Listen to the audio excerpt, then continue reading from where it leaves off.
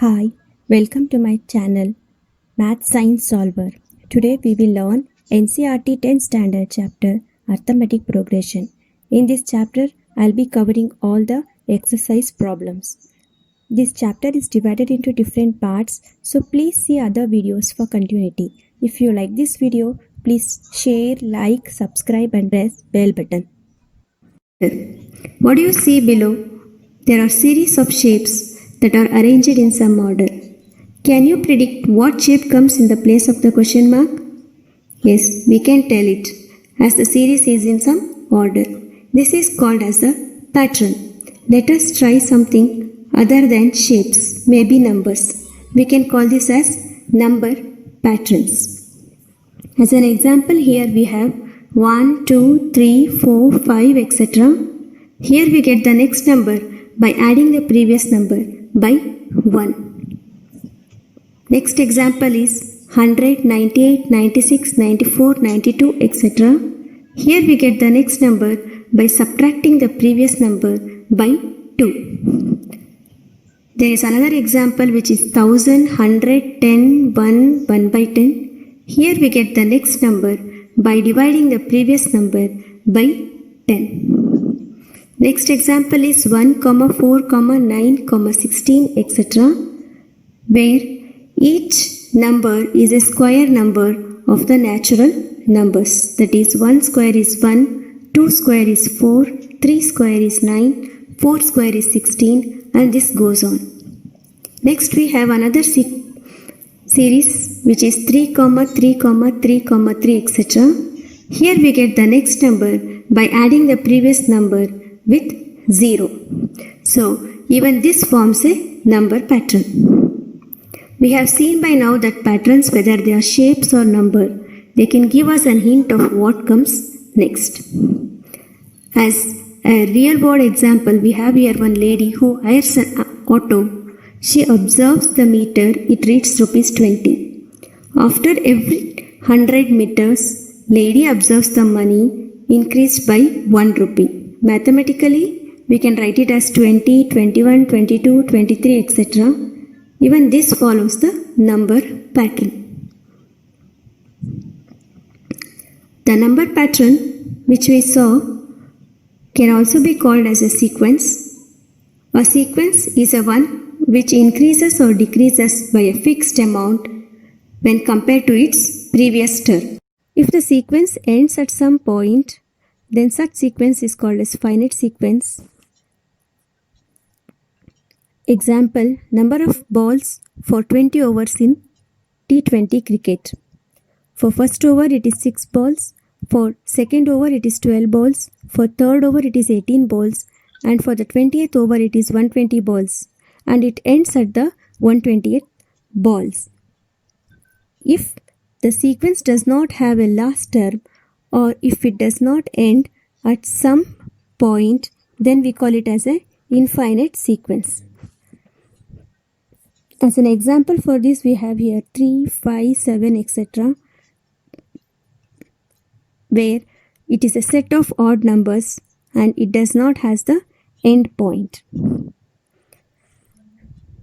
Next, we have the examples of arithmetic progression. Here we have a packet of 4 apples, that is our first term A. Later we have a packet of 6 apples, which is our fixed amount added each time to the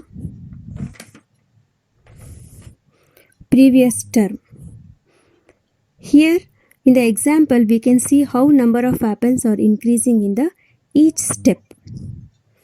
There is another example here wherein blue ball represents the first term A and violet ball represents the common difference, or we can call it as a fixed amount which is represented by D, and every time we add this violet ball to the previous term. Here the first term is A, second term is A plus D, third term is A plus D which is A plus 2D and the fourth term is A plus D which is A plus 3D. So for the nth term it will be A plus n minus 1 into D. Now, arithmetic progression is a list of numbers in which each term is obtained by adding a fixed number to the previous term. That fixed number is also called as common difference. It can be a positive value, a negative value, or it can take even the value as 0. With all this background, let us solve the exercise sums of NCERT textbook. Here, what type of problems can we expect? They might ask you to find whether the sequence is in AP or not, or given a sequence, they can ask you to find the first term A, common difference D, or find next few terms. So let us do the exercise sums. In the first sum, it says, in which of the following situation does the list of numbers invoked make an arithmetic progression and why? In this problem, certain situations are given. We are supposed to find whether they form AP or not, and if it forms, then we have to give the suitable reason for our decision. So the first sum says the taxi fare after each kilometer when the fare is rupees 15 for the first kilometer and rupees 8 for each additional kilometer.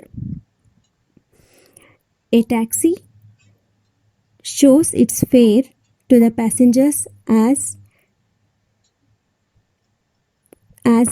its details are listed below.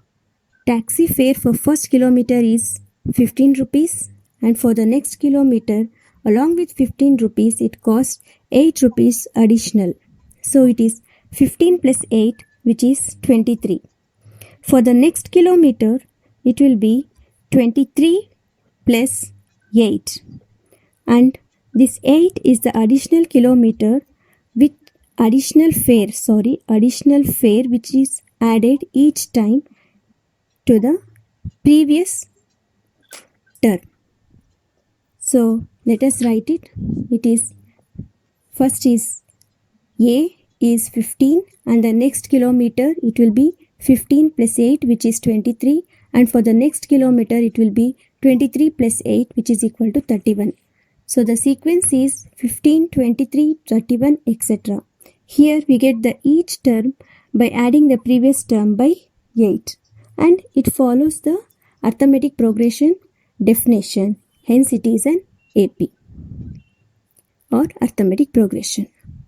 Next, the amount of air present in the cylinder when a vacuum pump removes 1/4 of the air remaining in the cylinder at a time. Here we are given a cylinder filled with air. We are supposed to remove 1/4 of the air from the cylinder each time. As we are removing, we are decreasing. Hence, it is a decreasing sequence, and D is also negative here. Let's start the problem. Let the volume of the cylinder be X, which is our first term A. When we remove quarter of the air from the cylinder, the quarter of the volume of the cylinder will be X by 4. So, if you remove X by 4 from X, we will get 3X by 4, which is our second term A plus D. Next, our new volume is 3X by 4, and the quarter of 3X by 4 is 3X by 4 divided by 4, which is 3X by 16. Now, with our new volume 3X by 4, we are supposed to subtract 3X by 16 to get 9X by 16, which will be our new volume. So, it is the third term here. Let us write the sequence. It is X, 3X by 4, 9X by 16, etc. Now, let us try to find the common difference here. We get the common difference by subtracting the first term from the second term and the second term from the third term.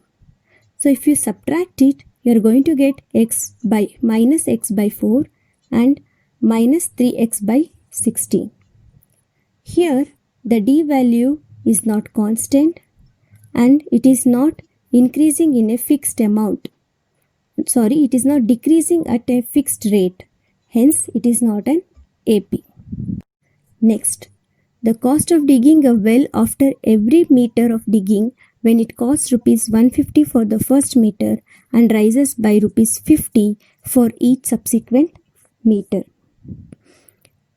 So here the cost for digging the first meter is rupees 150 and the cost for digging the next meter will be 150 plus additional charge rupees 50, which will be equal to 150 plus 50, which is 200, and the cost of digging the next further will be 200 plus additional charge 50, which is 250. So the sequence will be 150, 200, 250. Here each number is increasing by a fixed amount 50. So our common difference D is 50 and hence it is in arithmetic progression. Let us see the fourth sum. The amount of money in the account every year when rupees 10,000 is deposited at compound interest 8% per annum. In this problem, we have the principal amount as 10,000, which is deposited for 8% compound interest, and the formula is A is equal to P into 1 plus R divided by 100 to the power of n, where n is the number of years, which can take the value 1, 2, 3, 4, 5, etc. Let us try to compute the amount for first year. It is 10,000 into 1 plus 8 divided by 100 to the power of 1, which you are going to get it as 10,800, which will be our second term. Then for the second year, if you calculate the amount, it will be 10,000 into 1 plus 8 divided by 100 to the power of 2, which is 11,664, which is our A plus 2D, that is the third term. So the sequence is here 10,000, 10,800 and 11,664. So let us find the common difference here. When you find the common difference, then you will be getting first term subtracted from the second term will be 800 and the second term subtracted from the third term will be 864. Here common difference is not same, hence it is not in arithmetic progression. So this is the end of the part 1. Thank you for watching this video. Bye.